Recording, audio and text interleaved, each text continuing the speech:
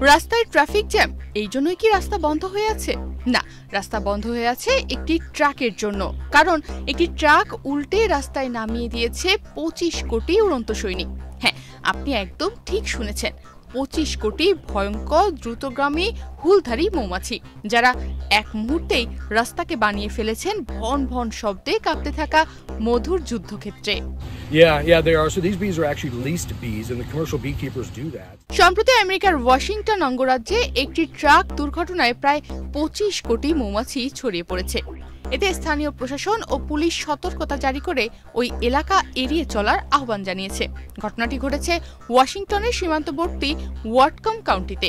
সেখানে একটি semi trailer truck উল্টে গেলে তাতে থাকা মৌচাক ভর্তি বাক্সগুলো রাস্তায় ছড়িয়ে পড়ে এবং বিপুল সংখ্যক মৌমাছি মুক্ত হয়ে যায়।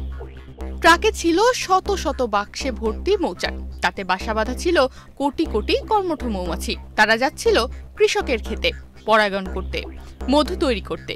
কিন্তু হঠাৎই ধরাম, একটা মোড় ঘুরতে গিয়েই ট্রাক উল্টে যায়, আর সেই মুহূর্তেই মুক্ত হয়ে যায় 25 কোটি মৌমাছি একসঙ্গে রাস্তায়, আকাশে আর আমেরিকার চারপাশে।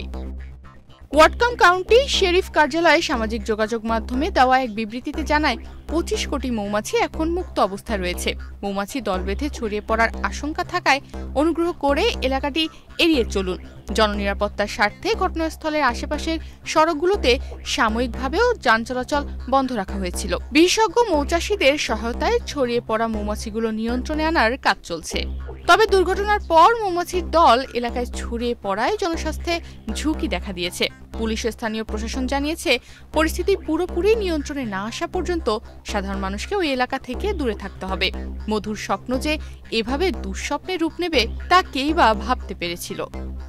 তনিমা রহমান, বাংলাদেশ প্রতিদিন।